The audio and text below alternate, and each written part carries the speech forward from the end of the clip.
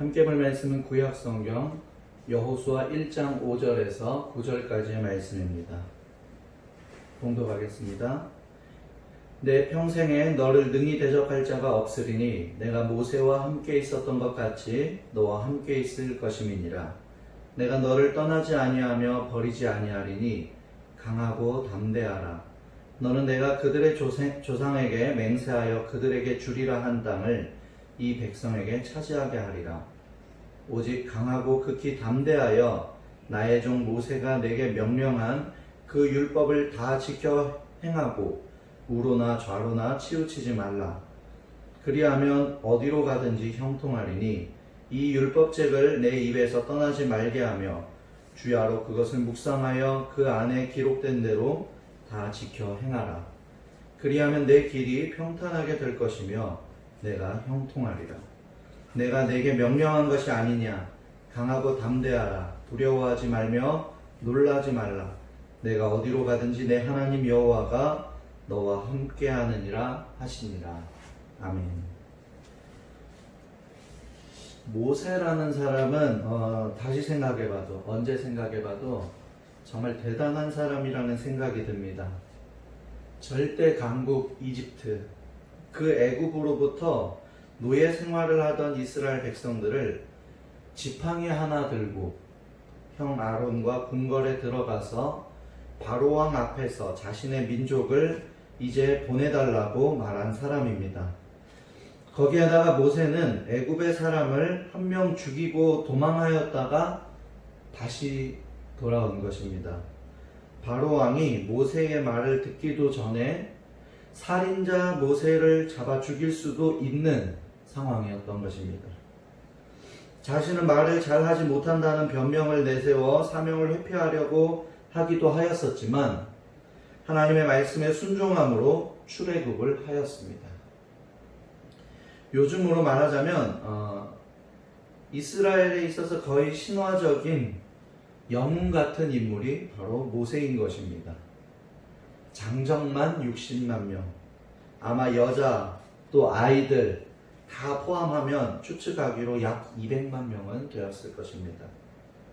그 사람들이 다 만족하면서 떠난 출애굽이 아니라 원망의 목소리가 자주 들리고 모세가 자리를 비울 때면 금세 방향을 잃어버리고 출애굽을 허락하신 하나님이 아니라 우상을 만들어 달라고 요구하는 등 통제가 어려운 사람들을 통제해오며 리드한 사람이 모세입니다. 다른 것은 몰라도 리더십 하나만큼은 정말 탁월하다는 생각이 듭니다. 그런데 중요한 것은 바로 그 모세가 하나님의 명령을 따라 은혜로 출애굽을 하였고 수많은 이스라엘 백성들을 반강제로 잘 데리고 광야 생활을 하면서 약속의 땅, 명령의 땅을 향해 가는데 모세가 죽는 것입니다. 왕이 자리를 비우면 총리가 일을 하고 시장이 없으면 부시장이 직무 대행을 하듯이 모세를 이어서 2인자 여호수아가 리더가 되어서 약속의 땅으로 들어가고 땅을 점령하고 땅을 분배하는 일들을 해야 되는데 그 상황이 쉽지 않은 것입니다. 일반적으로 모세라는 대단한 사람의 뒤를 이어 그조차도 이루지 못하고 죽었는데 그 일을 마무리하고 모세가 하지 않았던 일까지 그 일까지도 정리해야 하는 상황이라면 기분이 어땠을까요? 모세가 죽고 나서 그 여호수아의 그 입장에서 어떻게 보면 자신은 그동안 모세의 지시를 따랐고 모세는 그래도 하나님께로부터 직접적인 말씀을 듣던 사람인데 자신은 하나님께서 모세에게 하신 말씀을 모세를 통해서 들었었고 여러 가지 면에서 자신이 없었을 수도 있습니다. 그런데 여호수아는 모세의 뒤를 이어 준비되어 있던 사람처럼 하나하나 일을 풀어가기 시작합니다. 어떻게 그러한 일이 가능했고 여호수아는 모세가 이루지 못한 일을 하나하나 차분하게 잘 해냈을까요? 오늘 말씀을 통해서 함께 나누어 보도록 하겠습니다. 여호수아는 하나님의 말씀 앞에 섰고 어떠한 의심도 없이 순종하였기 때문입니다. 5절에 보면 내 평생에 너를 능히 대적할 자가 없으리니 내가 모세와 함께 있었던 것 같이 너와 함께 있을 것임이니라. 내가 너를 떠나지 아니하며 버리지 아니하리니 강하고 담대하라. 너는 내가 그들의 조상에게 맹세하여 그들에게 주리라 한 땅을 이 백성에게 차지하게 하리라. 아멘. 여호수아의 입장에서 보았을 때 하나님께서 모세와 함께 하셨음에도 약속의 땅에 들어가지 못했는데 너는 들어가리라 그들에게 주리라 한 땅을 차지하게 할 것이다. 이 말이 과연 와닿는 말이었을까요? 자연스러운 반응은 잠시만요 하나님, 잠시만요. 아직 혼란스럽습니다. 아직 제 마음이 정리가 되지 않았습니다. 모세를 통해서 출애굽을 시키셨고 모세를 통해서 약속의 땅에 들어갈 것 같이 해서 이스라엘 백성들이 불평불만이 많았어도 모세는 그 길을 갔습니다. 그런데 결국 그도 그 땅을 밟아보지 못한 채 죽었습니다. 나도 똑같이 그렇게 될 수 있고 내 후계자가 들어갈 수도 있는 상황 아닙니까? 아니면 저에게 특별한 사인을, 특별한 신호를 보여주세요. 무엇인가 질문을 하던 의사표현을 하든지 그럴 수도 있는 상황이라고 생각이 됩니다.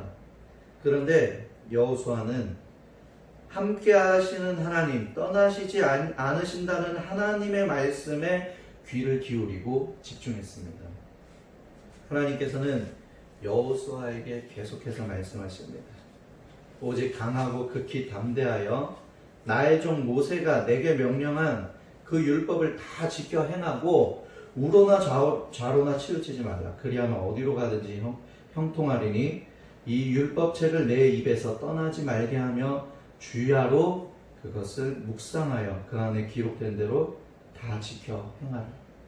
그리하면 내 길이 평탄하게 될 것이며 내가 형통하리라.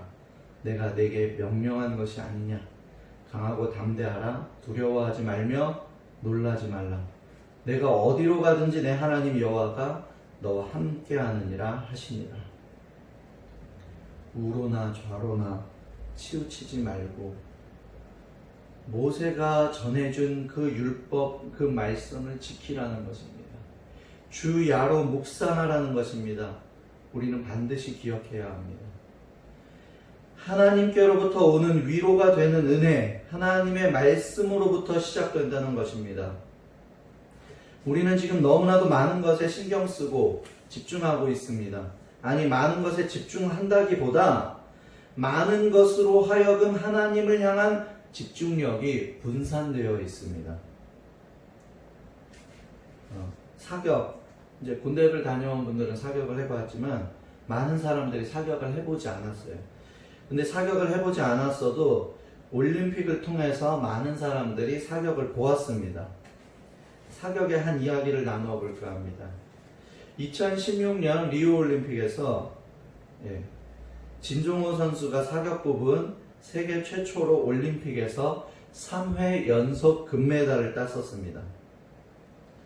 더불어 사격에 대한 국민들의 관심이 매우 커지고 있었는데 사격은 사람들의 생각보다도 훨씬 고도의 집중력이 필요한 종목이었습니다. 먼저 사람 눈의 구조상 총의 가늠쇠와 표적을 동시에 볼 수가 없습니다. 그래서 사격 선수들은 각자의 감으로 표적을 향해 총을 쏩니다. 올림픽 금메달리스트인 레니 바샴은 이 훈련에 대해서 이런 말을 했습니다. 50m 거리에서 10센트 동전보다 작은 곳을 맞추는 것이 사격입니다. 총신의 각도가 100분의 1만 틀어져도 표적에서 완전히 빗나간 곳에 총알이 발사됩니다. 그래서 사격에서 가장 중요한 것은 움직이지 않는 것입니다. 가장 먼저 숨을 참는 법을 배워야 하며 대회 나가기 전에 12시간은 아무것도 먹지 않아 소화작용을 멈추게 합니다. 그리고 적절한 맥박 수치인 60 수준을 유지하기 위해서 조깅을 수시로 합니다. 여기에 정신적인 문제까지 포함해 사격의 80%는 집중을 하는 것이고 나머지 20%가 기술적인 문제입니다. 무엇을 이야기하고 있습니까?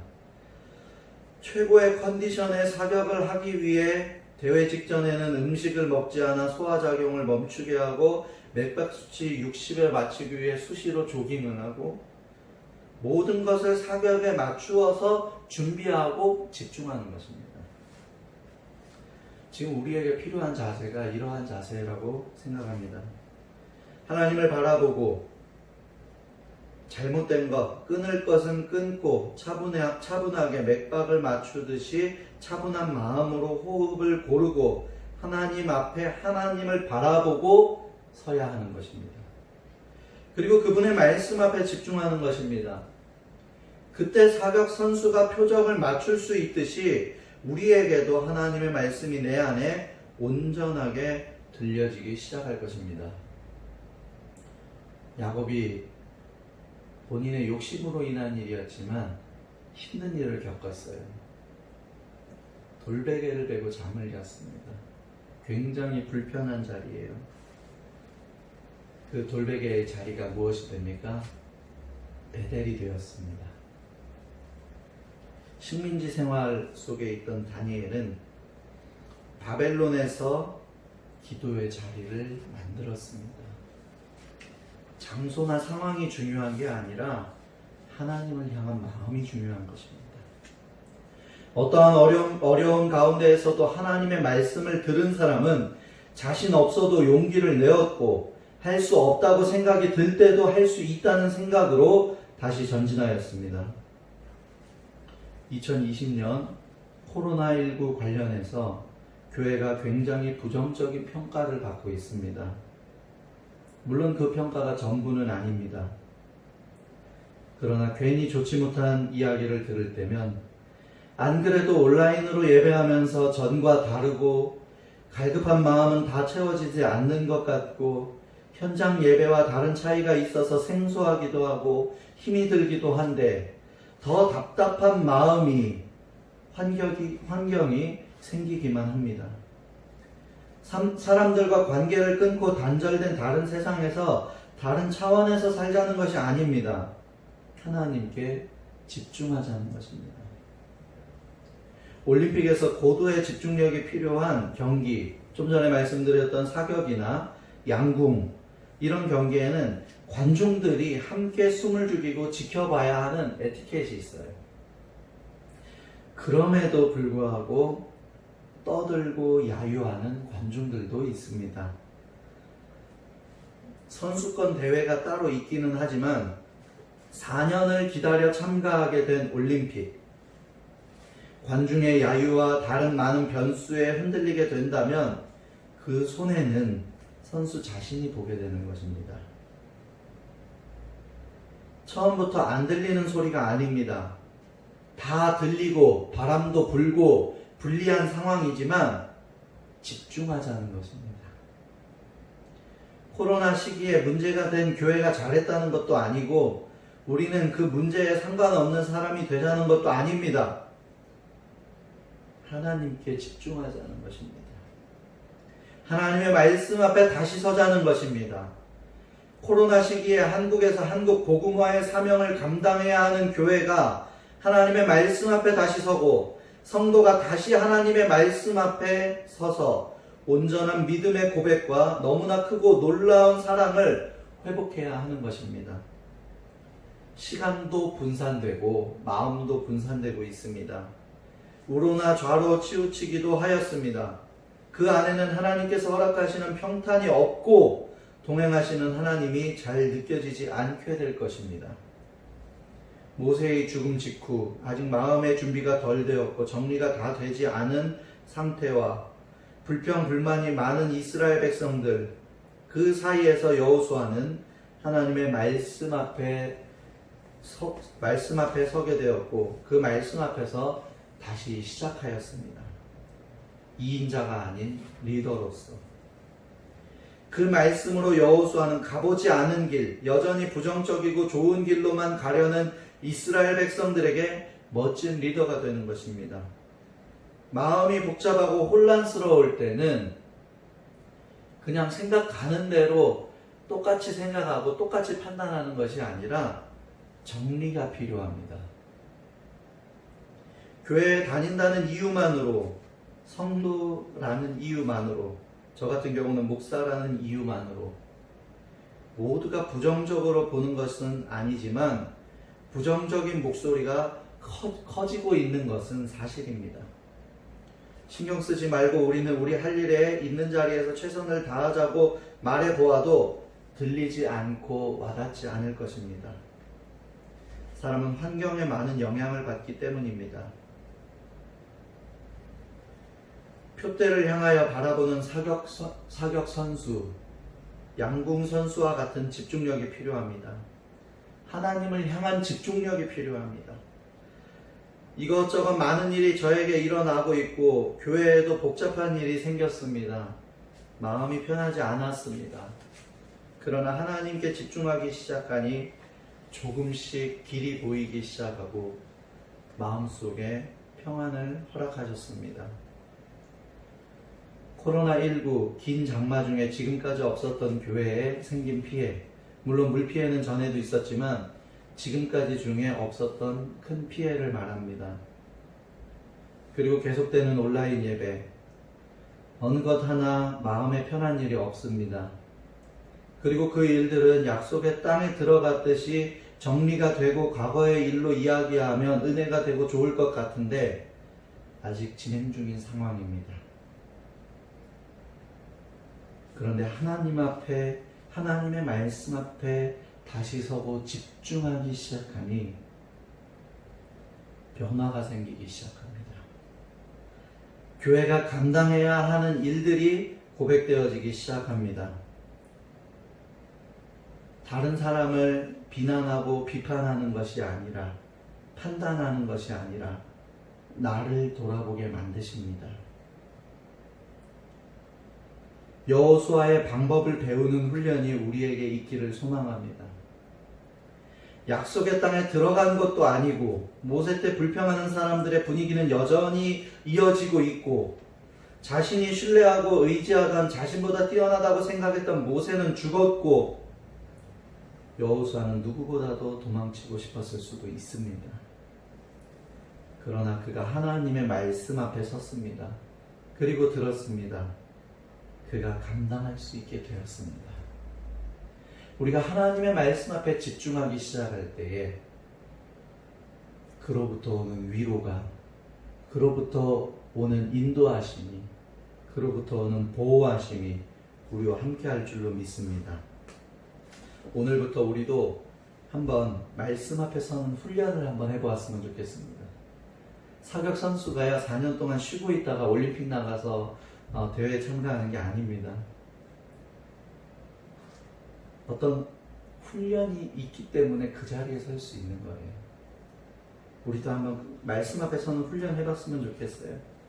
말씀을 하루를 시작할 때, 하루를 마무리할 때 한 구절, 하루를 시작할 때로 하시죠. 하루를 시작할 때 말씀 한 구절을 읽는 거예요. 그리고 부정적인 마음이나 일이 생겼다면 다시 또 한 구절을 읽는 거예요. 말씀을 같은 구절을 읽어도 좋고요. 적어도 부정적인 마음이나 생각보다 한 번이라도 더 말씀을 읽고 말씀을 가까이 하는 훈련을 조금씩 해가는 거예요. 강하고 담대하라. 좌로나 우로나 치우치지 말고 율법을 떠나지 않게 하라. 여호수아에게 주신 말씀이기도 하지만 오늘 우리에게 하나님께서 하시는 말씀인 줄로 믿습니다. 그러면 어디로 가든지 형통하리라. 내 길이 평탄하게 될 거야. 너와 함께 할 것이야. 하나님의 말씀이 내게 용기가 되고 위로가 되고 삶의 방향이 될 줄로 믿습니다. 모두가 힘든 시기입니다. 이때 우리가 먼저 말씀으로부터 힘을 얻고 위로를 얻고 평안을 얻어 그 힘을 가지고 많은 이들을 위로해 줄 수 있고 그들을 위해 정말 진심으로 힘을 다해서 기도할 수 있고 사랑과 은혜와 힘을 나눌 수 있는 꿈꾸는 교회와 모든 성도들이 되기를 주의 이름으로 축복합니다. 아멘.